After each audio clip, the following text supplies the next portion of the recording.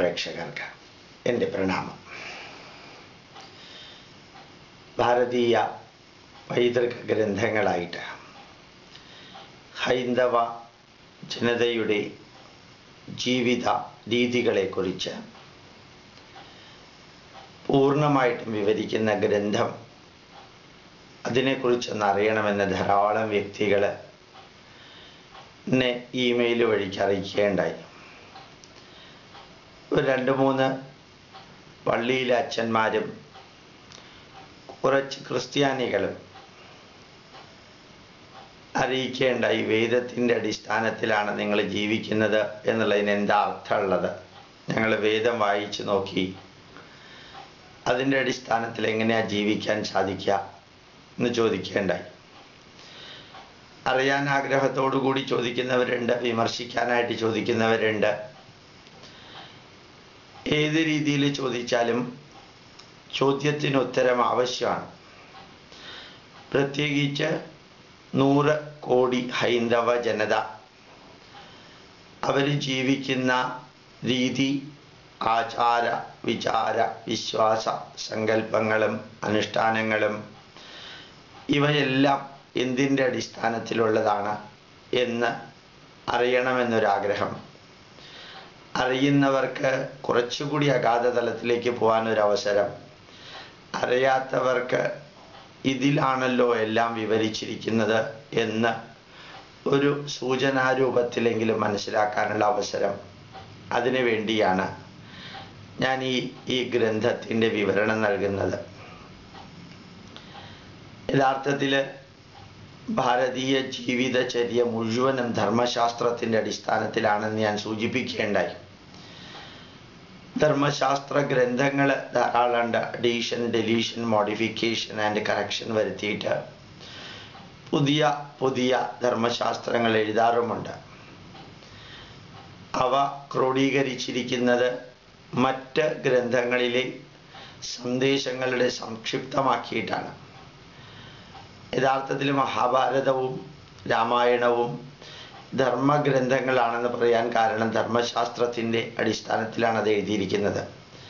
ഹൈന്ദവ ജീവിതചര്യ ധർമ്മശാസ്ത്രങ്ങളിൽ അല്ലെങ്കിൽ സ്മൃതികളിൽ എങ്ങനെ വിവരിച്ചിരിക്കുന്നു എന്നൊന്ന് മനസ്സിലാക്കാൻ ശ്രമിക്കാം. നമ്മളുടെ മിക്കവാറും ചോദ്യങ്ങൾക്ക് ഉത്തരം അവിടെ കിട്ടും.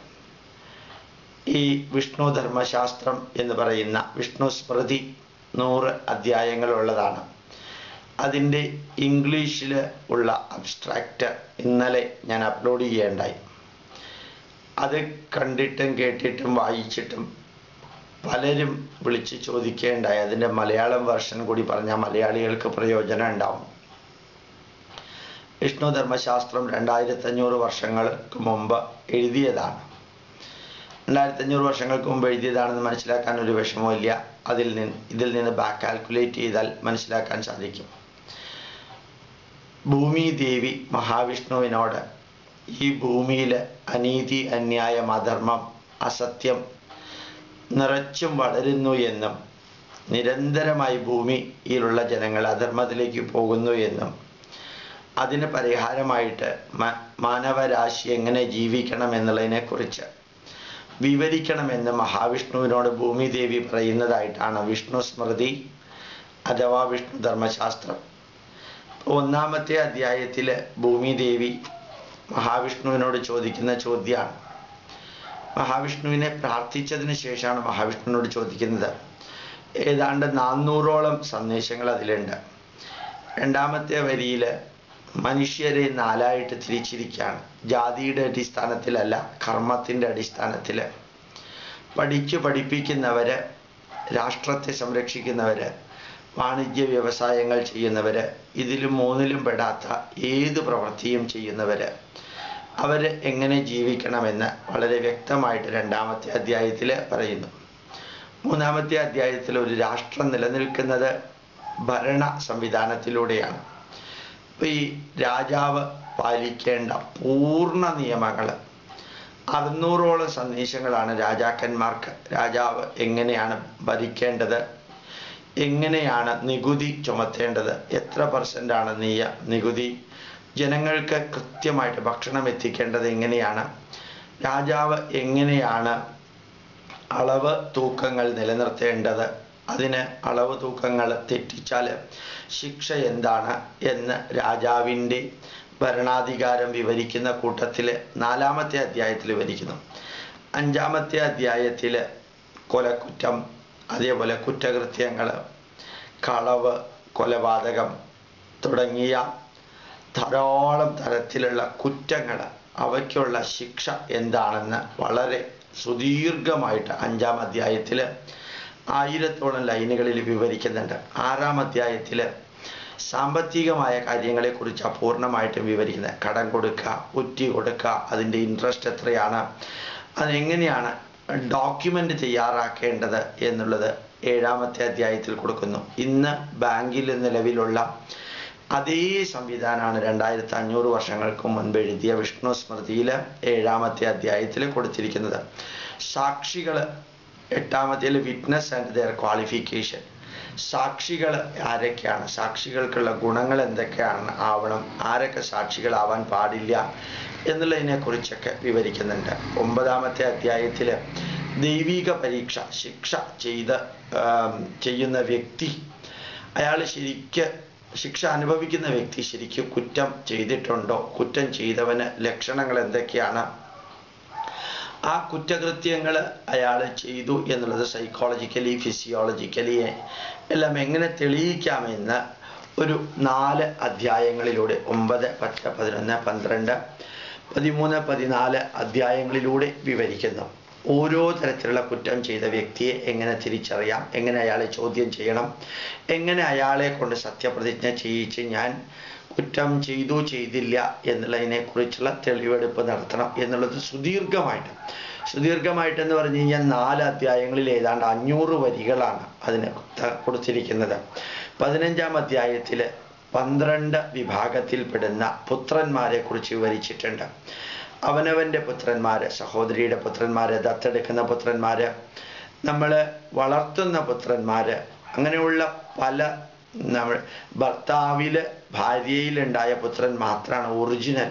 ചിലപ്പോൾ ഭർത്താവിന് മാത്രം ഉണ്ടായ പുത്രനായിരിക്കും വേറൊരു സ്ത്രീയിൽ, ഭാര്യയ്ക്ക് വേറൊരു പുരുഷനിലുണ്ടായ പുത്രൻ, അങ്ങനെ പലതരത്തിലുള്ള പുത്രന്മാരുണ്ട്. അവർ 12 തരത്തിലുള്ള പുത്രന്മാർക്ക് തൻ്റെ സ്വത്ത് അവകാശമുണ്ടെന്ന് വിവരിക്കുന്നു. പിന്നെ ബ്രാഹ്മണര് ക്ഷത്രിയരെ വിവാഹം കഴിച്ചാൽ, ബ്രാഹ്മണര് വൈശ്യരെ വിവാഹം കഴിച്ചാൽ, വൈശ്യര് ബ്രാഹ്മണരെ വിവാഹം കഴിച്ചാൽ, അങ്ങനെ എല്ലാ വർണ്ണങ്ങളും അങ്ങോട്ടും ഇങ്ങോട്ടും വിവാഹം കഴിക്കുന്ന പതിവുണ്ടായിരുന്നു. 16-ാം അധ്യായത്തിൽ ഇങ്ങനെ മിക്സഡ് ആയിട്ടുള്ള മാരേജിൽ ഉണ്ടാകുന്ന കുട്ടികളുടെ അവർക്ക് അർഹതപ്പെട്ട സ്വത്ത് ഇതിനെക്കുറിച്ച് വിവരിക്കുന്നു. 17, 18 അധ്യായങ്ങളിൽ മാതൃപിതൃ, അതായത് മാതാപിതാക്കൾ തൻ്റെ സ്വത്ത് മക്കൾക്ക് എങ്ങനെ വീതിച്ചു കൊടുക്കണം എന്നുള്ളതിനെക്കുറിച്ച്, ഈ 12 വിഭാഗത്തിൽപ്പെടുന്ന മക്കൾക്ക് ഓരോ സ്വത്തിൻ്റെ അവകാശം എങ്ങനെയാണ്, ഇപ്പോൾ ബ്രാഹ്മണന് ക്ഷത്രിയനിലുണ്ടായ മക്കൾ, ബ്രാഹ്മണന് വൈശ്യനിലുണ്ടായ മക്കൾ, ശൂദ്ര പുരുഷന് ബ്രാഹ്മണ സ്ത്രീയിലുണ്ടായ മക്കൾ, ഇവർക്കൊക്കെ എങ്ങനെയാണ് സ്വത്ത് കൊടുക്കേണ്ടത് എന്നുള്ളതിനെക്കുറിച്ച് വിവരിക്കുന്നു. പിന്നെ കൃതയുഗം, ദ്വാപരയുഗം, ത്രേതായുഗം, ദ്വാപരയുഗം, കലിയുഗം, ഈ 4 യുഗങ്ങളുടെ കാലാവധി, മന്വന്തരം, കൽപ്പകാലം, ബ്രഹ്മാവിൻ്റെ ഒരു ദിവസം, രാത്രി, ഇവയെക്കുറിച്ച് 20-ാം അധ്യായത്തിൽ വളരെ ഭംഗിയായിട്ട് വിവരിക്കുന്നു. ഒരു ബ്രഹ്മാവിൻ്റെ മഹാകൽപ്പം എത്രയാണ് എന്നുള്ളത് വിവരിക്കുന്നു. പിന്നെ മരണശേഷമുള്ള ക്രിയകളെ കുറിച്ചിട്ടാണ് അടുത്ത് വിവരിക്കുന്നത്. മരണാനന്തരം, അതുപോലെ ജനനത്തിന് ശേഷം ഉണ്ടാവുന്ന വാലായ്മ, അത് ഓരോ വിഭാഗം ജനങ്ങൾക്ക് എത്ര ദിവസം വീതമുണ്ടെന്ന് വിവരിക്കുന്നു. പുലയും വാലായ്മയും കഴിഞ്ഞ് ശുദ്ധമാകേണ്ടത് എങ്ങനെയാണ് എന്നുള്ളതിനെക്കുറിച്ച് പറയുന്നു. പെൺകുട്ടികളുടെ ലക്ഷണങ്ങളും വിവാഹ സമയം, ആൺകുട്ടികളുടെ ലക്ഷണങ്ങൾ, വിവാഹ സമയം, എങ്ങനെയുള്ള സ്ത്രീയെയാണ് വിവാഹം കഴിക്കേണ്ടത്, പുരുഷനെയാണ് വിവാഹം കഴിക്കേണ്ടത് എന്ന് സുദീർഘമായിട്ട് 23-ാമത്തെ അധ്യായത്തിൽ പറയുന്നു. പിന്നെ വിവാഹം കഴിഞ്ഞതിന് ശേഷം ഒരു സ്ത്രീയുടെ ജീവിതത്തിൽ ഉണ്ടാവേണ്ട അച്ചടക്കങ്ങളും ഭാര്യാഭർത്തൃ ബന്ധം ദൃഢമായി നിലനിർത്തേണ്ടത് എങ്ങനെയാണെന്നുള്ള സുദീർഘമായ വിവരണമാണ് 25-ാം അധ്യായത്തിൽ നൽകിയിരിക്കുന്നത്. 26-ാമത്തെ അധ്യായത്തിൽ വ്യത്യസ്ത ജാതിയിൽ വർണ്ണത്തിൽപ്പെട്ട പുരുഷന്മാരും സ്ത്രീകളും തമ്മിൽ വിവാഹം കഴിക്കുകയാണെങ്കിൽ അവരുടെ ഭാര്യ ഭർത്താക്കന്മാരുടെ ധാർമ്മിക ബോധത്തെക്കുറിച്ച് വിവരിക്കുന്നു. അപ്പോൾ ഇന്റർ കാസ്റ്റ് മാരേജ് നടന്നിരുന്നു എന്നുള്ളതിന് സുദീർഘമായിട്ടുള്ള വരികളിലൂടെ തെളിവുകൾ നൽകിയിരിക്കുകയാണ്. എന്നിട്ട് ഗർഭാധാനം മുതൽക്ക് ഷോഡശ കർമ്മങ്ങൾ, വിവാഹം കഴിക്കുക, ഗർഭാധാനം, പുംസവനം, സീമന്തോന്നയനം, പിന്നെ ജാതകർമ്മം, നിഷ്ക്രമണം, ഇങ്ങനെ ഒരു ബ്രഹ്മചാരിയായി ജീവിക്കുമ്പോൾ അവരനുഷ്ഠിക്കേണ്ട ആചാരാനുഷ്ഠാനങ്ങളെക്കുറിച്ച് 28ാമത്തെ അധ്യായത്തിൽ വിവരിക്കുന്നു. 29ാം അധ്യായത്തിൽ ഒരു ആചാര്യൻ ആരാണ്, ഉപാധ്യായ ആരാണ്, ഋത്വിക് ആരാണ് എന്നുള്ളതിനെക്കുറിച്ച് വിവരിക്കുന്നു. 30ാമത്തെ അധ്യായത്തിൽ എല്ലാ വർഷവും പൂണൂല് മാറ്റുന്ന ഒരു കർമ്മമുണ്ട്. ഉപാകർമ്മം എന്നാ അതിന് പറയാം. പൂണൂല് എല്ലാ വിഭാഗക്കാർക്കും ഉണ്ടായിരുന്നു. ബ്രാഹ്മണർക്കും ക്ഷത്രിയർക്കും വൈശ്യർക്കും ശൂദ്രർക്കും പൂണൂലുണ്ടായിരുന്നു. ശൂദ്രർ എപ്പോഴും ഇടാറില്ല, ഇടയ്ക്ക് മാത്രം ഇട്ടാൽ മതി. അപ്പോൾ അവർ ഈ പൂണൂല് വർഷത്തിൽ ഒരിക്കലും മാറ്റേണ്ട ആവശ്യത്തെക്കുറിച്ച് വിവരിക്കുന്നു. അതിനുള്ള ചടങ്ങുകളും വിവരിക്കുന്നുണ്ട്.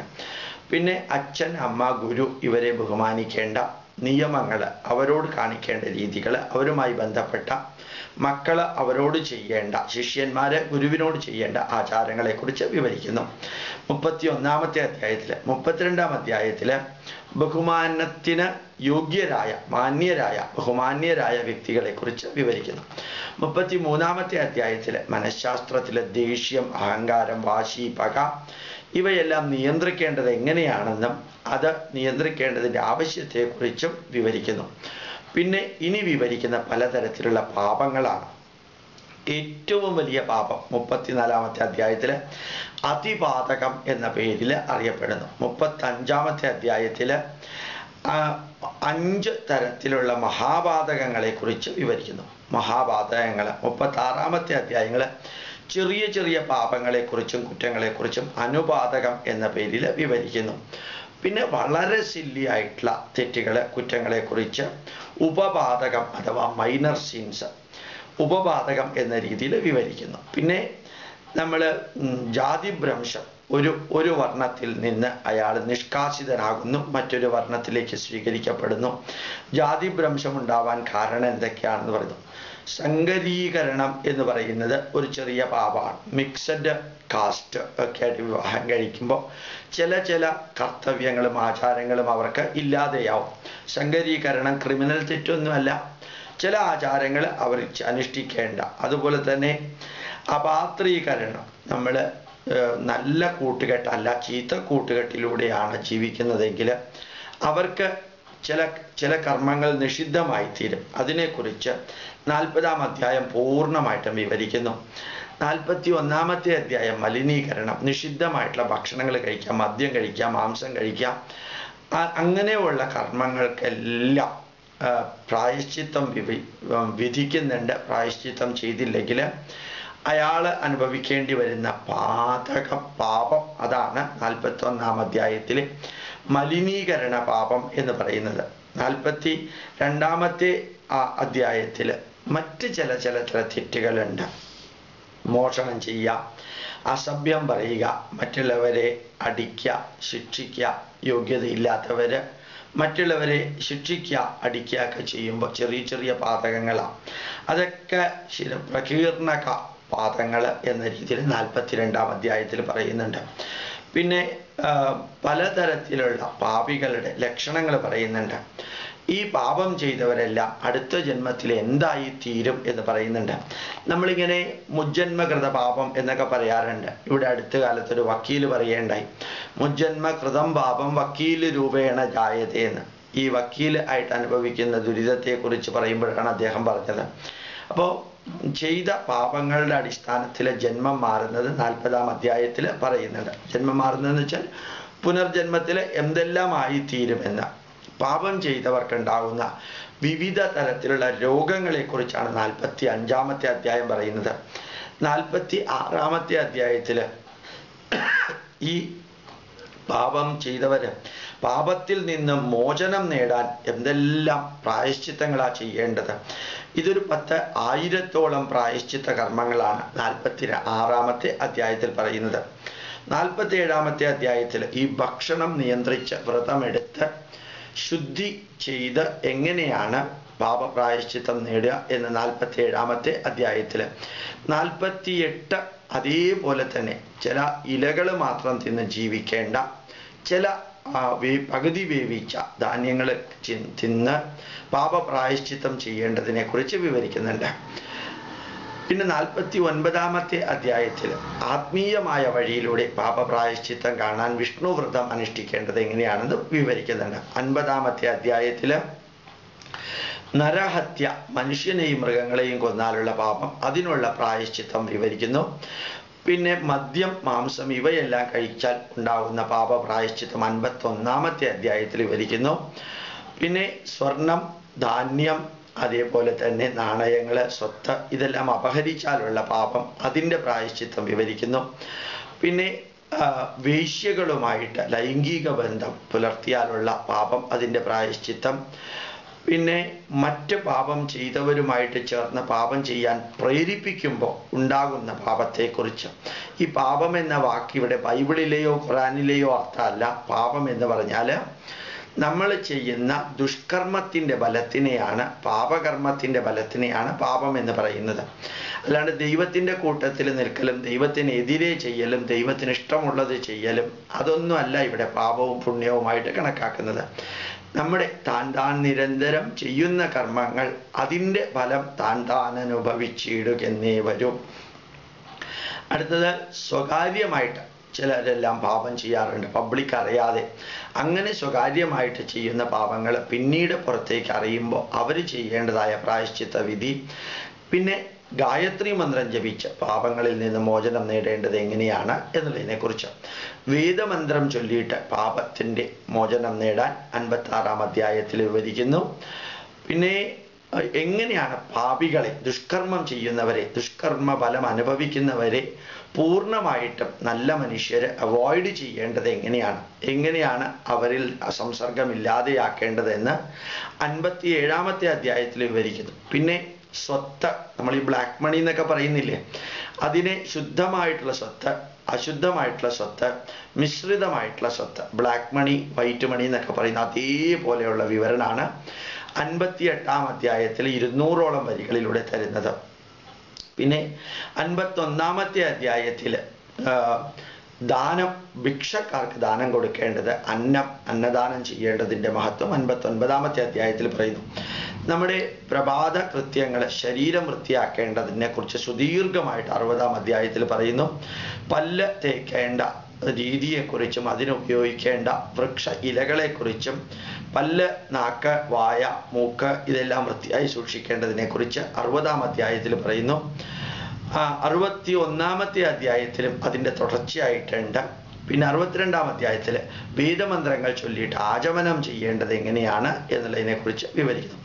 63-ാമത്തെ അധ്യായം ആവട്ടെ ഒരു യാത്രയ്ക്ക് പുറപ്പെടുമ്പോൾ ശകുനം നോക്കേണ്ട രീതിയെക്കുറിച്ചിട്ടാണ് വിവരിക്കുന്നത്. 64-ാം അധ്യായത്തിൽ നമ്മൾ സ്നാനം ചെയ്ത് കുളിച്ചതിന് ശേഷം പിതൃക്കൾക്കും അതേപോലെ തന്നെ ഭൂതഗണങ്ങൾക്കുമെല്ലാം എങ്ങനെയാണ് ചോറ് അല്ലെങ്കിൽ തർപ്പണം കൊടുക്കേണ്ടത് എന്നുള്ളതിനെ കുറിച്ചിട്ടാണ് 64-ാമത്തെ അധ്യായത്തിൽ വിവരിക്കുന്നത്.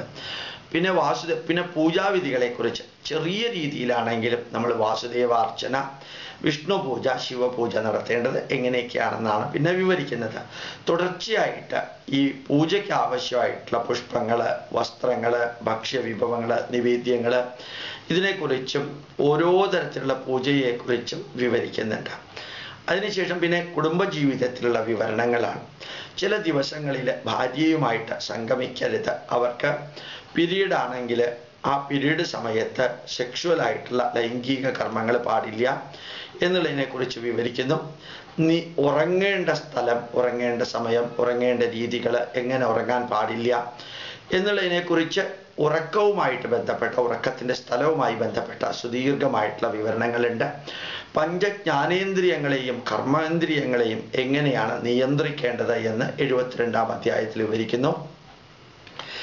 മരിച്ചുപോയവർക്ക് ശ്രാദ്ധകർമ്മം, പിതൃകർമ്മം എങ്ങനെയാണ് നമ്മൾ അനുഷ്ഠിക്കേണ്ടത് എന്നുള്ളത് 73-ാമത്തെ അധ്യായത്തിലാണ് വിവരിക്കുന്നത്. ആ ശ്രാദ്ധത്തിൽ തന്നെ അഷ്ടക ശ്രാദ്ധം എന്താണ്, നമ്മൾ വിദേശത്ത് പോവുകയാണെങ്കിൽ ശ്രാദ്ധം എങ്ങനെ ചെയ്യണം, ശ്രാദ്ധം ചെയ്യേണ്ട സമയം എന്തൊക്കെയാണ്, എങ്ങനെയൊക്കെയാണ് ശ്രാദ്ധത്തിൽ ഇപ്പോൾ പ്രഥമ ദ്വിതീയ തൃതീയ തിഥികളിൽ ശ്രാദ്ധം വരികയാണെങ്കിൽ അതിൻ്റെ ഗുണദോഷങ്ങൾ എന്തൊക്കെയാണ്, തിങ്കൾ ചൊവ്വ ബുധൻ വ്യാഴം എന്നീ ദിവസങ്ങളിൽ ശ്രാദ്ധം വരികയാണെങ്കിൽ എങ്ങനെയൊക്കെയാണ് അതിൻ്റെ ഗുണദോഷങ്ങൾ, അതേപോലെ തന്നെ അശ്വതി ഭരണി കാർത്തിക രോഹിണി തുടങ്ങിയ നക്ഷത്രങ്ങളിൽ ശ്രാദ്ധ ദിവസം വരികയാണെങ്കിൽ, മരിച്ച ദിവസം വരികയാണെങ്കിൽ അതിൻ്റെ ഗുണദോഷങ്ങൾ എന്തെല്ലാമാണ് എന്നുള്ളതിനെക്കുറിച്ച് 78-ാമത്തെ അധ്യായം വരെ വിവരിക്കുന്നു. 79-ാം അധ്യായത്തിൽ നമ്മൾ ശ്രാദ്ധത്തിന് ഉപയോഗിക്കാൻ പാടില്ലാത്ത ദ്രവ്യങ്ങളെക്കുറിച്ചാണ് സുദീർഘമായിട്ട് വിവരിക്കുന്നത്. പിന്നെ ശ്രാദ്ധം അനുഷ്ഠിക്കേണ്ട നിയമങ്ങൾ, അതാണ് വളരെയധികം ഇമ്പോർട്ടൻസ് കൊടുത്ത് 2-3 അധ്യായങ്ങളിൽ വിവരിക്കുന്നത്. 83-ാം അധ്യായത്തിൽ ശ്രാദ്ധത്തിന് ക്ഷണിക്കാൻ പാടില്ലാത്ത വ്യക്തികൾ, ശ്രാദ്ധത്തിന് ഭക്ഷണം കഴിക്കാൻ ക്ഷണിക്കാൻ പാടില്ലാത്ത വ്യക്തികളെക്കുറിച്ച് വിവരിക്കുന്നു. പിന്നെ എവിടെയെല്ലാം ശ്രാദ്ധം നടത്തിയാൽ എന്തെല്ലാം പുണ്യം കിട്ടും, എന്തെല്ലാം തരത്തിലുള്ള ദോഷമുണ്ട് എന്നുള്ളതിനെക്കുറിച്ച് വിവരിക്കുന്നു. ശരിക്ക് ഹിന്ദു ധർമ്മത്തിലെ പാപം എന്നല്ല പറയുക, ദോഷം എന്നാ പറയുക. അപ്പം ആ ദോഷം, നല്ല സ്ഥലത്ത് ശ്രാദ്ധം ചെയ്താൽ എന്തെല്ലാം പുണ്യമുണ്ട്, നന്മ കിട്ടും, ചീത്ത സ്ഥലത്ത് ശ്രാദ്ധം ചെയ്താൽ എന്തെല്ലാം ദോഷമുണ്ടെന്ന് വിവരിക്കുന്നുണ്ട്. പിന്നെ കാർത്തിക മാസത്തിലെ സ്നാനം എന്ന പുണ്യകർമ്മ, കാർത്തിക സ്നാനത്തിൻ്റെ മഹത്വമാണ് 89-ാമത്തെ അധ്യായത്തിൽ പറയുന്നത്. പിന്നെ തുടർച്ചയായിട്ട് കിണർ ദാനം ചെയ്യുക, ഭൂമി ദാനം ചെയ്യുക, രക്തം ദാനം ചെയ്യുക, വസ്ത്രം ദാനം ചെയ്യുക, അന്നദാനം ചെയ്യുക, നേത്രദാനം ചെയ്യുക, ഇതേപോലെ നമുക്കുള്ള ഗ്രഹദാനം ചെയ്യുക, കുട, മഴ പെയ്യുമ്പോഴും വെയിലേൽക്കാതിരിക്കാനുള്ള കുട ദാനം ചെയ്യുക, ഇങ്ങനെയുള്ള ദാനം ചെയ്യേണ്ട കാര്യങ്ങൾ 3 അധ്യായത്തിൽ സുദീർഘമായിട്ട് പറഞ്ഞു. ഭാരതീയ സംസ്കാരത്തിൻ്റെ ഏറ്റവും ഉജ്ജ്വലമായ ഒരു ഭാഗമാണ് ദാനം ചെയ്യുക എന്നുള്ളത്. പിന്നെ ഈ ദാനം കൊടുക്കേണ്ട നിയമങ്ങൾ എന്തൊക്കെയാണെന്ന് പറയുന്നു. അതിനുശേഷം അവസാന ഭാഗങ്ങളിലേക്ക് വരുമ്പോൾ 94-ാം അധ്യായത്തിൽ ബ്രഹ്മചര്യം കഴിഞ്ഞ് ഗൃഹസ്ഥം കഴിഞ്ഞ് വാനപ്രസ്ഥത്തിലേക്ക് പോകുന്ന വ്യക്തി സമൂഹത്തിൽ രോഗികൾക്കും വൃദ്ധർക്കുമെല്ലാം വേണ്ടി ചെയ്യേണ്ട കർമ്മങ്ങളെക്കുറിച്ച് സുദീർഘമായിട്ട് വിവരിക്കുന്നു. വാനപ്രസ്ഥൻ അനുഷ്ഠിക്കേണ്ട കർമ്മം. പിന്നെ സന്യാസിയുടെ ജീവിതത്തെക്കുറിച്ചാണ് 96-ാമത്തെ അധ്യായത്തിൽ വിവരിക്കുന്നത്. നമ്മൾ സന്യാസം സ്വീകരിക്കുകയാണെങ്കിൽ എന്തെല്ലാം നമ്മൾ ചെയ്യണം. ലാസ്റ്റ് പാർട്ടിൽ 96, 97, 98 അധ്യായങ്ങളിൽ, 92 അധ്യായങ്ങളിൽ നമ്മുടെ ആയുർവേദത്തിൻ്റെ അടിസ്ഥാനത്തിലുള്ള ശരീരത്തിൻ്റെ ഘടനയെക്കുറിച്ച് പറയുന്നു. ശരീരത്തിലെ പഞ്ചജ്ഞാനേന്ദ്രിയം, പഞ്ചകർമ്മേന്ദ്രിയം, ഹൃദയം, ലിവർ, ഇതിൻ്റെയൊക്കെ പ്രവർത്തനം നന്നായിട്ട് നിൽക്കണമെങ്കിൽ എങ്ങനെ ജീവിതം കസ്റ്റമാറ്റിക് ആക്കണം എന്നുള്ള വിവരണമാണ് 96, 97 അധ്യായങ്ങളിൽ കൊടുക്കുന്നത്. 97-ാമത്തെ അധ്യായത്തിൽ ധ്യാനം, മന്ത്രജപം, പൂജ ഇവയുടെ എല്ലാം നിരന്തരം അനുഷ്ഠിക്കണമെന്നും അത് ശരീരത്തിനും മനസ്സിനും എത്ര പ്രയോജനം ചെയ്യുമെന്നും പറയുന്നു. 98-ാമത്തെ അധ്യായത്തിൽ ഇത്രയുമെല്ലാം കാര്യങ്ങൾ മഹാവിഷ്ണു ഭൂമിദേവിക്ക് വിവരിച്ചു കൊടുത്തതിന് ഈ മഹാവിഷ്ണുവിനെ ഭൂമിദേവി സ്തുതിക്കുന്നു. 100 ശ്ലോകങ്ങളിലൂടെ ഭൂമിദേവി മഹാവിഷ്ണുവിനെ സ്തുതിക്കുന്നു. പിന്നെ ആ മഹാവിഷ്ണുവിനെയും മഹാവിഷ്ണുവിൻ്റെ കൂട്ടത്തിലുള്ള മഹാലക്ഷ്മിയെയും സ്തുതിക്കുന്നതോടുകൂടി 99-ാമത്തെ അധ്യായം കഴിഞ്ഞു. 100-ാമത്തെ അധ്യായത്തിൽ വിഷ്ണു ധർമ്മശാസ്ത്രത്തിൽ പറഞ്ഞിരിക്കുന്നത് പോലെ ജീവിക്കുകയാണെങ്കിൽ അതിൻ്റെ മഹത്വം എന്താണ് എന്നുള്ളത് വിവരിക്കുന്നു. അപ്പോൾ ഇത്രയും ഞാൻ നിങ്ങളോട് വിവരിക്കാനുണ്ടായ കാരണം എന്താണെന്ന് വെച്ച് കഴിഞ്ഞാൽ, പലർക്കും ഒരു ധാരണയുണ്ട്, വേദത്തിൽ 1-2 വരികളിലൂടെ വലിയ സന്ദേശം നൽകുന്നുണ്ട്. അസതോമാ സത്യമയ എന്നൊരു സന്ദേശമാണ് വേദ സന്ദേശം. ഭദ്രം കർണേഭി ശൃണുയാമദേവ, നന്മ നിറഞ്ഞത് ചെവികളിലൂടെ കേൾക്കുവാനിടവരുത്തേണമേ, വേദത്തിലെ ഒരു സന്ദേശമാണ്. അതേപോലെ ആനോഭദ്രാഹ കൃതവോ യന്തു വിശ്വത, നന്മ നിറഞ്ഞ ചിന്താധാരകൾ ലോകത്തിലെല്ലായിടത്തു നിന്നും വന്നു ചേരട്ടെ എന്നുള്ളത് ഒരു വേദത്തിൻ്റെ സന്ദേശമാണ്. ആപ്യായന്തു മമാങ്കാനി വാ പ്രാണഃ ചക്ഷുഃ ശ്രോത്രം ബലം ഇന്ദ്രിയാണി ച സർവാണി, എൻ്റെ അവയവങ്ങളും മനസ്സും ശരീരവും എല്ലാം നല്ല ആരോഗ്യമുള്ളതായി തീരട്ടെ എന്നുള്ളത് വേദത്തിൻ്റെ പ്രാർത്ഥനയാണ്. ഇങ്ങനെയുള്ള പ്രാർത്ഥന പോലെയല്ല ധർമ്മശാസ്ത്രത്തിലെ സ്മൃതികളിൽ നമ്മൾ അനുഷ്ഠിക്കേണ്ട കാര്യങ്ങൾ പറഞ്ഞിരിക്കുന്നത്. ശരിക്ക് ഡീറ്റെയിൽഡ് ആയിട്ടാണ് ആചാരങ്ങൾ വിവരിച്ചിരിക്കുന്നത്. അപ്പോൾ ഒരാൾക്കും സംശയം തോന്നില്ല, ഹൈന്ദവ ജീവിത രീതി എവിടെയാ വിവരിച്ചിരിക്കുന്നത് എന്ന് നോക്കിയാൽ രാജാവിൻ്റെ വിദേശ പര്യടനം മുതൽക്ക് ബാങ്കിങ് സമ്പ്രദായം മുതൽക്ക് ലോൺ കൊടുക്കേണ്ടത് എങ്ങനെയാണെന്ന് ദ്വികം ത്രികം ചതുഷ്കം ച പഞ്ചകം മാസവൃദ്ധി, മാസത്തിൽ എടുക്കേണ്ട പലിശ എത്രയാണെന്നുള്ളതും വൃദ്ധേരപി പുനർവൃദ്ധി ചക്രവൃദ്ധിരുദാഹൃത, കോമ്പൗണ്ട് ഇൻട്രസ്റ്റ് എടുക്കേണ്ടത് എങ്ങനെയാണ് എല്ലാം ഇപ്പം ഞാൻ വായിച്ച പുസ്തകത്തിൽ 6-7 അധ്യായങ്ങളിലുണ്ട്. ഒരു ഡോക്യുമെൻ്റ്, ഭൂമി ട്രാൻസ്ഫർ ചെയ്യുമ്പോൾ ഡോക്യുമെൻ്റ് എങ്ങനെ വേണം, സത്യപ്രതിജ്ഞ ചെയ്യുമ്പോൾ ഡോക്യുമെൻ്റ് എങ്ങനെ വേണം, അതിന് സാക്ഷികൾ ഒപ്പിടേണ്ടത് ആരൊക്കെയാണ്, ഗവൺമെൻറ് ഉദ്യോഗസ്ഥരും രാജാവിൻ്റെ ബന്ധുക്കളും, ഒന്ന് സാക്ഷി, ഭാര്യ, കണ്ണ് കാണാത്തവര്, രോഗികള്, മാനസിക സ്ഥിരതയില്ലാത്തവര്, ഇവരൊന്നും സാക്ഷികളാവാൻ പാടില്ല. സാക്ഷികളെ കുറിച്ച് ഒരു ചാപ്റ്റർ തന്നെ പറയുന്നുണ്ട്. അപ്പം എത്ര സത്യധർമ്മത്തോടു കൂടിയ ഒരു ധാർമ്മിക ജീവിതം ഭാരതത്തിൽ നിലനിന്നിരുന്നു. മാത്രമല്ല എല്ലാത്തിനും ശമ്പളം കൊടുക്കുന്നത്, ജോലിക്കാരുടെ എങ്ങനെ ട്രീറ്റ് ചെയ്യണം എന്നതിനെക്കുറിച്ച് വിവരിക്കുന്നുണ്ട്. അതുപോലെ വാലായ്മ പുല പൂർണ്ണമായിട്ടുള്ള വിവരണം വരുന്ന ധർമ്മശാസ്ത്രത്തിലാണ്. മാത്രമല്ല പുല ആചരണത്തിൽ യുദ്ധത്തിൽ മരിച്ച ആൾക്ക്, അയാൾ മരിച്ചാൽ അയാളുടെ മരണകാരണത്തെ കൊണ്ട് പുലയില്ല. ഇപ്പോൾ ഒരു പൂജാരിയുണ്ട്, ആ പൂജാരിക്ക് രാജാവ് നിർദ്ദേശിച്ചു എന്ന് വിചാരിക്കുക, അമ്പലത്തിൽ പൂജ ചെയ്യാൻ ആളില്ലാത്തതുകൊണ്ട് തനിക്ക് പുലയില്ല, താൻ പൂജ നടത്തണം എന്ന് പറഞ്ഞാൽ അയാൾക്ക് പുലയില്ല. ഗവൺമെൻറ് ഓർഡർ വന്നാൽ പിന്നെ പുലയില്ല. അങ്ങനെ പുല വാലായ്മ എന്നൊക്കെ പറയുന്നത് ഇത്ര സീരിയസ് ആയിട്ടുള്ള കാര്യമൊന്നുമല്ല. ഞാൻ ഇത് ഇവിടെ പറഞ്ഞത് എന്തുകൊണ്ടാന്ന് വെച്ചാൽ പലർക്കും ധാരണയുണ്ട് നമ്മുടെ ഹിന്ദു ധർമ്മത്തിൻ്റെ ആചാരാനുഷ്ഠാനങ്ങൾ അന്ധവിശ്വാസങ്ങളും ഭയങ്കര റിജിഡുമാണെന്ന്. ഒന്നുമല്ല, നമ്മുടെ മനസ്സിലുണ്ടാക്കിയ തെറ്റിദ്ധാരണയാണ്. വളരെ ലാഘവത്തോടുകൂടി എന്നാൽ ജീവിതത്തെ സിസ്റ്റമാറ്റിക്കും വളരെ സ്ട്രീംലൈൻഡും ആക്കാൻ വേണ്ടിയിട്ട് സജഷൻ രൂപത്തിലാണ് കൊടുത്തിരിക്കുന്നത്. ഇത് നിങ്ങൾ അനുഷ്ഠിച്ചില്ലെങ്കിൽ നിങ്ങൾക്ക് പാപമുണ്ടെന്ന് പറഞ്ഞിട്ടില്ല. ഇത് നിങ്ങൾ അനുഷ്ഠിച്ചില്ലെങ്കിൽ കുംഭിബാധ നരകത്തിലേക്ക് പോകുമെന്ന് പറഞ്ഞിട്ടില്ല. ദുഷ്കർമ്മം ചെയ്താൽ അതിൻ്റെ ബലം അനുഭവിക്കണമെന്നേ പറഞ്ഞിട്ടുള്ളൂ.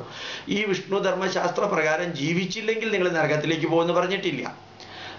അപ്പോൾ വളരെ വളരെ ഓപ്പണായിട്ട് ഒരു തരത്തിൽ പറഞ്ഞാൽ ഗൈഡിങ് പ്രിൻസിപ്പിളാണ്. ഡയറക്റ്റീവ് പ്രിൻസിപ്പിൾസ് മാതിരി തന്നെ ഗൈഡിങ് പ്രിൻസിപ്പിൾസ് ആണ് ധർമ്മശാസ്ത്രം. അങ്ങനെയാ ഭാരതത്തിൽ ജീവിതം ഉണ്ടായിരുന്നതും. ന രാജ്യം ന രാജ ആസീത് ന ദണ്ഡ്യോ ന ച ദണ്ഡിനഃ ധർമ്മേണൈവ പ്രജാ സർവേ രക്ഷന്തി സ്മ പരസ്പരം എന്ന് പറയാം. ശിക്ഷിക്കാൻ ആളുണ്ടായിരുന്നില്ല, ശിക്ഷ വാങ്ങിക്കാനുള്ള കുറ്റവാളികൾ ഉണ്ടായിരുന്നില്ല, രാജ്യത്തിന് അതിർത്തികൾ ഉണ്ടായിരുന്നില്ല, ഒരു രാജാവിൻ്റെ ആവശ്യം പോലും ഉണ്ടായിരുന്നില്ല.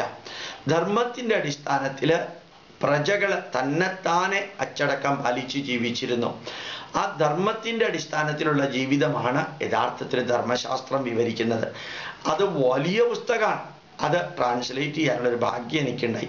ഇപ്പോൾ ചില കോടതി വിധികൾ ധർമ്മശാസ്ത്രത്തിൻ്റെ അടിസ്ഥാനത്തിൽ തന്നെ വിവരിക്കുന്നുണ്ട്. അടുത്ത കാലത്ത് ഒരു പ്രൈവറ്റ് ആശുപത്രിയിൽ ഹാർട്ട് സർജറി നടത്തിയ ആൾക്ക് ലക്നൗവിൽ മെഡിക്കൽ റീഇംബേഴ്സ്മെൻറ്റ് തരില്ല എന്ന് ഗവൺമെൻറ് ഓർഡർ വന്നിരുന്നു. പ്രൈവറ്റ് ആശുപത്രിയിൽ ഹാർട്ട് സർജറി നടത്തിയപ്പോൾ ഗവൺമെൻറ് റീഇംബേഴ്സ്മെൻറ്റ് തരില്ല. ഇയാൾ കോടതിയിൽ പോയി. സുപ്രീം കോടതി ധർമ്മശാസ്ത്രത്തിൻ്റെ അടിസ്ഥാനത്തിലാണ് മനുഷ്യന് ജീവിക്കാൻ ആഗ്രഹമുണ്ടെന്നും അതുകൊണ്ട് ചികിത്സ എവിടെയാണോ ഉടനെ ലഭിക്കുന്നത് അവിടെ ചികിത്സിക്കേണ്ടത് ആവശ്യമാണെന്നും ആ മനുഷ്യൻ്റെ ജീവിതത്തോടുള്ള ആകാംക്ഷയാണ് അവനെ അത് ചെയ്യിക്കുന്നതെന്നും അതുകൊണ്ട് ഗവൺമെൻറ് റീഇംബേഴ്സ്മെൻറ്റ് കൊടുക്കണമെന്നും വിധി വന്നത് ധർമ്മശാസ്ത്രത്തിൻ്റെ അടിസ്ഥാനത്തിലാണ്. ഇപ്പം ധാരാളം വിധികൾ ധർമ്മശാസ്ത്രത്തിൻ്റെ അടിസ്ഥാനത്തിൽ വരുന്നുണ്ട്. എന്തുകൊണ്ടാണ് അങ്ങനെ പറഞ്ഞത്? ഈ ധർമ്മശാസ്ത്രത്തിൻ്റെ കൊട്ടേഷൻസ് നമ്മുടെ ഇന്ത്യൻ പീനൽ കോഡിലുണ്ട്. ആയിരക്കണക്കിന് വരികൾ നേരിട്ട് നമ്മളുടെ ധർമ്മശാസ്ത്രത്തിൽ നിന്നെടുത്ത് നമ്മുടെ ഭാരതീയ നിയമാവലികളിലുണ്ട്. അപ്പോൾ ഇതൊന്നും ഒബ്സലീറ്റ് അല്ല. പക്ഷെ ഇനി ഒബ്സലീറ്റ് ആണെന്ന് വിചാരിക്കുക, ഔട്ട്ഡേറ്റഡ് ആയി എന്ന് വിചാരിക്കുക. ഇതിന് ശേഷം എഴുതിയ പുസ്തകങ്ങളിലുണ്ട് ഈ അഡീഷൻ ഡിലീഷൻ മോഡിഫിക്കേഷൻ കറക്ഷൻ വരുത്തുന്നത്. ഇന്ത്യൻ കോൺസ്റ്റിറ്റ്യൂഷൻ പോലും, ഇന്ത്യൻ ഭരണഘടന പോലും, ഇന്ത്യൻ പീനൽ കോഡ് പോലും കുറേ പ്രാവശ്യം അഡീഷനും ഡിലീഷനും മോഡിഫിക്കേഷനും വിധേയമാക്കിയിട്ടുണ്ട്. അതിൻ്റെ അർത്ഥം എന്താ? ഇത് ദേശവും കാലവും കഴിയുമ്പോൾ സ്മൃതി ഓർമ്മയിൽ നിൽക്കേണ്ടതിന് മാറ്റം വരണം. ശ്രുതിയിൽ മാറ്റം വരണ്ട, വേദത്തിൽ മാറ്റം വരേണ്ട. ഞാൻ ഇന്നലെ പറയേണ്ടായി, ഭൂമി ഉരുണ്ടതാണെന്ന നിയമത്തിൽ മാറ്റം വരുത്തണോ? പ്രകാശം ഋജുരേഖയിലൂടെ പോകുന്നു എന്നുള്ളതിന് മാറ്റം വരുത്തേണ്ട ആവശ്യമുണ്ടോ? ആവശ്യമില്ല. അടുത്ത കാലത്ത് പോപ്പ് ആവേണ്ട മാരിനെറ്റി എന്ന് പറഞ്ഞ ഒരു വ്യക്തി ഇറ്റലി പറയേണ്ടായി, ക്രൈസ്തവ സമൂഹം 200 വർഷം പുറകിലാണ് എന്ന് മാതൃഭൂമിയിൽ ഒരു വാർത്ത വന്നതാണ്. അപ്പം അതെന്തുകൊണ്ടാണ് ക്രിസ്ത്യാനികൾ 200 വർഷം പുറകോട്ട് പോയത്? അവർ മാറ്റം വരുത്തണില്ല. ആ ബൈബിളിലുള്ള കഥകൾ തന്നെയാണ് സത്യം എന്ന് പറഞ്ഞ് ജീവിച്ചാൽ ആ ജനത പുരോഗമിക്കില്ല. ഭാഗവതത്തിലുള്ളത് മാത്രമാണ് സത്യം എന്ന് പറഞ്ഞ ഒരാൾ ജീവിച്ചാലേ എങ്ങനെയാ ഹിന്ദു പുരോഗമിക്കുക? അതിൽ കഥകളുണ്ട്, സന്ദേശങ്ങളുണ്ട്, അതിനകത്ത് അനുഭവങ്ങളുണ്ട്. അതിൽ കഥകൾ കഥകളായിട്ടെടുക്കണം, അനുഭവങ്ങളായിട്ടെടുക്കണം, ഉപദേശങ്ങളായിട്ടെടുക്കണം. അത് വേറെ ഏതെങ്കിലും രീതിയിലെടുത്താൽ നരകത്തിലേക്ക് പോകും, ദൈവത്തിന് ദേഷ്യം വരും, ദൈവം ശിക്ഷിക്കും, 4 തലമുറ നിന്നെ ദണ്ഡിപ്പിക്കും എന്നെല്ലാം പറഞ്ഞ ബൈബിളിലെ വരികളെടുത്ത് ജീവിക്കാൻ ശ്രമിച്ചാൽ 200 അല്ല 300 വർഷം പുറകോട്ട് പോവില്ലേ? ഇത് ഹിന്ദുക്കൾക്കും ആപ്ലിക്കബിൾ ആണ്. മഹാഭാരതത്തിൽ എഴുതിയിരിക്കുന്ന പ്രകാരം തന്നെ ജീവിക്കാൻ ശ്രമിക്കുന്നത് അബദ്ധമാണ്. അപ്പോൾ ധർമ്മശാസ്ത്രം, കുറേ ധർമ്മശാസ്ത്രമുണ്ട്. വ്യാസധർമ്മശാസ്ത്രം, വിഷ്ണു ധർമ്മശാസ്ത്രം, വശിഷ്ഠ ധർമ്മശാസ്ത്രം, ഗാർഗ്യ ധർമ്മശാസ്ത്രം, ഗാർഗ്യസ്മൃതി എന്നതിനൊക്കെ പറയാം. വൃദ്ധ ഗാർഗ്യസ്മൃതി, യജ്ഞവൽക്യ സ്മൃതി, ബൗദ്ധായന സ്മൃതി, ആപസ്തംഭ സ്മൃതി, കാത്യായന സ്മൃതി, മാനവ സ്മൃതി, ഇങ്ങനെയുള്ള സ്മൃതികളിലൂടെ അത് അഡീഷനും ഡിലീഷനും മോഡിഫിക്കേഷനും വിധേയമാക്കിക്കൊണ്ട് നമ്മുടെ ജീവിതം, നിത്യജീവിതത്തിൽ പൂജ മുതൽക്ക് ബാങ്കിങ് മുതൽക്ക് രാജാവിൻ്റെ ധർമ്മം മുതൽക്ക് ഒറ്റ പുസ്തകത്തിൽ വിവരിക്കാൻ കാരണം എന്താ അറിയോ? അതനുസരിച്ച് ജീവിക്കാവുന്നതേ ഉള്ളൂ മനുഷ്യൻ. അതിനേക്കാൾ കൂടുതൽ അഗാധ തലത്തിലേക്ക് പോവേണ്ട ആവശ്യമില്ല. നമ്മൾ തന്നെ നോക്കിയാൽ അറിയാം, അത്രയധികം വളരെ ഡെപ്തായിട്ട് ജീവിതമൊന്നും ദിവസവും യാഗം നടത്തുകയോ ദിവസവും കൈലാസത്തിലേക്ക് പോവൊന്നും നമ്മൾ ചെയ്യാറില്ല. അത്യാവശ്യമുള്ള കാര്യങ്ങൾ മാത്രമാണ് ധർമ്മശാസ്ത്രത്തിൽ പറഞ്ഞിരിക്കുന്നത്. അത് അനുഷ്ഠിക്കാൻ ബുദ്ധിമുട്ടില്ലാത്തതും അതിൽ പലതും സാധാരണ നല്ല രീതിയിൽ ജീവിക്കുന്നവർക്ക് ആവശ്യമില്ലാത്തതുമാണ്. ശിക്ഷാ നിയമങ്ങളൊക്കെ മനുഷ്യൻ അറിഞ്ഞിരിക്കേണ്ടത് എന്തിനാ? ഇങ്ങനെയുള്ള കുറ്റം ചെയ്താൽ അങ്ങനെയുള്ള ശിക്ഷ കിട്ടുന്ന അറിയാൻ വേണ്ടി അറിഞ്ഞിരിക്കേണ്ടത്. ശിക്ഷ വിധിക്കേണ്ടവർ പഠിക്കേണ്ട വേറെ രീതിയിലാണ്. അപ്പൊ നമ്മൾ ഇന്ന പാപം ചെയ്താൽ ഇന്ന നരകത്തിലേക്ക് പോകും. ആ നരകം എന്ന് പറയുന്നത് എവിടെയാ? ഈ ഭൂമിയിൽ തന്നെയാണ്. അപ്പൊ അന്ധനായിട്ട് ജനിച്ചത് പാപം ചെയ്തത് കൊണ്ടാണെന്ന് പറഞ്ഞാൽ ആ പാപം ചെയ്യാതിരിക്കുക. അപ്പൊ കണ്ണിന്റെ കാഴ്ച ഉണ്ടാവും. ബധിരനും മൂകനുമായിട്ട് ജനിക്കുന്നത്, ലെപ്രസി വരുന്നതൊക്കെ ഇന്ന പാപം കൊണ്ടാണെന്ന് പറഞ്ഞാൽ അറ്റ്ലീസ്റ്റ് അപ്രകാരമുള്ള പാപം ചെയ്യാനുള്ള ടെൻഡൻസി എങ്കിലും ഇല്ലാതെയാവും. അങ്ങനെയാ ശരിക്കും പണ്ട് പാപകൃത്യങ്ങൾ, ദുഷ്കർമ്മങ്ങളും ദുഷ്കർമ്മ ഫലങ്ങളും ഇല്ലാതെയാക്കാൻ പണ്ട് ഉപയോഗിച്ചിരുന്ന ഒരു വഴിയാണ് ഈ പാപത്തിന് ഈ നരകമുണ്ടെന്നും പാപത്തിന് അടുത്ത ജന്മത്തിൽ ഇങ്ങനെയായി ജനിക്കുമെന്നുള്ള സന്ദേശം കൊടുക്കുക. നമ്മളും അങ്ങനെയല്ലേ? കൈക്കൂലി വാങ്ങിച്ച ഗവൺമെന്റ് ശിക്ഷിക്കുമെന്ന് അറിഞ്ഞുകൊണ്ടല്ലേ കൈക്കൂലി പലരും വാങ്ങിക്കാത്തത്? കൊലപാതകം ചെയ്താൽ പിടിക്കും, കോടതി പോകേണ്ടി വരും, ജയിലിൽ കിടക്കേണ്ടി വരും എന്നുള്ള ഭയമല്ലേ യഥാർത്ഥത്തിൽ നമ്മൾ ഈ കൊലപാതകം ചെയ്യിക്കാതിരിക്കുന്നത്, കൈക്കൂലി വാങ്ങിക്കാതിരിക്കുന്നത്, തെറ്റുകൾ ചെയ്യാൻ നമ്മളെ തടസ്സം നിൽക്കുന്നത് ഈ ഭയമാണ്. നമ്മുടെ നാട്ടില് ഈ ഭയം, ദുഷ്കർമ്മം ചെയ്താൽ ദുഷ്കർമ്മ ഫലമുണ്ടെന്നും അത് നമ്മൾ എന്താ പറയുക, നമുക്ക് നാമേ പണിവത് നാഗം നരകവും അതുപോലെ എന്ന് മഹാകവി ഉള്ളൂര് പറഞ്ഞതുപോലെയാണ്. നമ്മുടെ തിന്മകൾക്ക് നമ്മൾ തന്നെ അനുഭവിക്കേണ്ടി വരുന്നു. അപ്പൊ ധർമ്മശാസ്ത്രം ബുദ്ധിക്കും യുക്തിക്കും ശാസ്ത്രത്തിന് നിരക്കുന്നതാണ്. അതൊക്കെ ദൈവത്തിന്റെ കൃതിയാണ് എന്നുള്ളതും, ദൈവം അത് നമ്മൾ അനുഷ്ഠിച്ചില്ലെങ്കിൽ ദേഷ്യപ്പെടും, നമ്മളെ ശപിക്കും എന്നുള്ളതും പറയുന്നത് അബദ്ധം. ഭാരതത്തിലെ ഒരു ദൈവവും ആരെയും ശപിച്ചിട്ടില്ല. ഭാരതത്തിലെ ഒരു ദൈവസങ്കല്പവും കഥാരൂപത്തിൽ പോലും ഒരാളെ ശിക്ഷിച്ചിട്ടില്ല. ശിക്ഷിക്കുന്നതും ശപിക്കുന്നതും ഒക്കെ രാജാക്കന്മാരും മനുഷ്യന്മാരുമാണ്. മനുഷ്യര് ഋഷിയായിട്ട് ഉയർന്നാൽ ശപിക്കും. മഹാവിഷ്ണുവോ ബ്രഹ്മാവോ ശിവനോ വരം കൊടുത്തതല്ലാതെ ശപിച്ചിട്ടില്ല. ലക്ഷ്മിയോ സരസ്വതിയോ പാർവതിയോ ശപിച്ചിട്ടില്ല, ശിക്ഷിച്ചിട്ടില്ല, അതേപോലെ തന്നെ വേദനിപ്പിച്ചിട്ടില്ല. അവരെല്ലാം പോസിറ്റീവായിട്ട് മാത്രമേ ചെയ്യാറുള്ളൂ. അനുഗ്രഹിക്കും, നന്മ ചെയ്തില്ലെങ്കിൽ അനുഗ്രഹിക്കില്ല. ശപിക്കും അല്ലെങ്കിൽ ശിക്ഷിക്കും. ദൈവം ശപിക്കാനോ ശിക്ഷിക്കാനോ വേണ്ടി അല്ല അങ്ങനെ ഒരു സങ്കല്പം ഉണ്ടാക്കി വെച്ചിരിക്കുന്നത്. നന്മകൾ ചെയ്യുന്നതിനെ പ്രോത്സാഹിപ്പിക്കുന്ന ഐശ്വര്യത്തിന് നിദാനമായത് എന്തോ അതാണ് ഈശ്വരൻ എന്ന് പറയുന്നത്. ഐശ്വര്യത്തിന് നിദാനമായതെന്തോ അതാണ് ഈശ്വരൻ എന്ന് പറയുന്നത്. അതുകൊണ്ട് തന്നെ പറയുന്നു, ധർമ്മശാസ്ത്രവും ഭാരതീയ ആചാര വിചാരങ്ങളും ഭാരതീയ ഈശ്വര സങ്കല്പങ്ങളും മറ്റു മതത്തിലെ ഈശ്വര സങ്കല്പങ്ങളോ ആചാര വിചാരങ്ങളോ ധാർമ്മിക ജീവിത രീതിയോ ആയിട്ട് ഒരു ബന്ധവുമില്ല. പലരും തെറ്റായിട്ട് പറയുന്നുണ്ട് സർവമത സാരവും ഒന്ന് തന്നെയാണെന്ന്. ശുദ്ധ അബദ്ധാണത്. എല്ലാ മതത്തിൻ്റെയും സന്ദേശങ്ങൾ ഒന്നാണെന്ന് പറയുന്നത് 100% തെറ്റാണ്. ഹൈന്ദവ ജീവിത രീതിയിലുള്ള സന്ദേശങ്ങളും ആത്മീയതയും ഭൗതികതയും ശാസ്ത്രീയതയും സാങ്കേതികതയും മനഃശാസ്ത്രവുമെല്ലാം മറ്റ് ഒരു മതഗ്രന്ഥത്തിലും ഇല്ലാത്തതാണ്. ചിലർക്ക് രാഷ്ട്രീയ നേട്ടം ഉണ്ടാക്കാനോ അല്ലെങ്കിൽ വലിയവനാകാനോ വേണ്ടിയായിരിക്കാം എല്ലാ മതത്തിലും ഒരേ സന്ദേശമാണ് നൽകുന്നത് എന്ന് പറയുന്നത്. നിങ്ങൾ ശരിക്കൊന്ന് ബൈബിൾ വായിച്ചു നോക്കാം, ശരിക്കൊന്ന് ഖുർആൻ വായിച്ചു നോക്കാം, എന്നിട്ട് ധർമ്മശാസ്ത്രമോ വേദമോ സ്മൃതികളോ ഒന്ന് വായിച്ചു നോക്കാം. വളരെ വ്യക്തമായിട്ട് നിങ്ങൾക്ക് അതിൻ്റെ വ്യത്യാസം മനസ്സിലാക്കാൻ സാധിക്കും. ഈ ഗ്രന്ഥങ്ങളിൽ ഇപ്പോൾ ബൈബിളും ഖുർആനും ഒക്കെ മരുഭൂമിയിൽ ഉണ്ടായതാണ്. എന്നാൽ ഭാരതത്തിലെ ഗ്രന്ഥങ്ങൾ തപസ് ചെയ്ത് കാട്ടിൽ ഒറ്റയ്ക്ക് ഇരുന്ന് തപസ് ചെയ്ത് ഉള്ളിൽ നിന്ന് അറിവ് നേടി എഴുതിയ ഗ്രന്ഥങ്ങളാണ്. മറ്റ് ഗ്രന്ഥങ്ങൾ മരുഭൂമിയിലെ പുറത്തുള്ള ആക്രമണവും മരുഭൂമിയിലെ പ്രശ്നങ്ങൾ പരിഹരിക്കാൻ വേണ്ടിയിട്ട് ഉണ്ടാക്കിയ ഗ്രന്ഥങ്ങളാണ്. ഇവിടെയാണെങ്കിൽ മനുഷ്യ മനസ്സിലെ പ്രശ്നങ്ങൾ പരിഹരിക്കാൻ വേണ്ടി ഉണ്ടാക്കിയ ഗ്രന്ഥങ്ങളാണ്. ഇങ്ങനെയാണ് ഇതിനെ കാണേണ്ടത്, പഠിക്കേണ്ടത്. പിന്നെ എല്ലാ മതങ്ങളിലും നന്മകളുണ്ട്, എല്ലാ മതങ്ങളിലും തിന്മകളും ഉണ്ട്. അതിനെ ഞാൻ കമ്പയർ ചെയ്തതല്ല. എല്ലാ മതത്തിൻ്റെ സാരവും വഴിയും പന്ഥാവും ഒന്നാണെന്ന് ലോകത്തിലെ എത്ര മഹാൻ പറഞ്ഞാലും അത് നിങ്ങൾ വിശ്വസിക്കരുതെന്ന് ഞാൻ പറയാൻ കാരണം എനിക്ക് ഹിഡൻ അജണ്ട ഒന്നുമില്ല. പഠിക്കുക, വായിക്കുക, അറിയുക, എന്നിട്ട് സത്യം എന്താണെന്ന് തിരിച്ചറിയാൻ നിങ്ങൾക്ക് സാധിക്കട്ടെ എന്ന് പ്രാർത്ഥിച്ചുകൊണ്ട് പ്രണാമം അർപ്പിക്കുന്നു. നമസ്കാരം.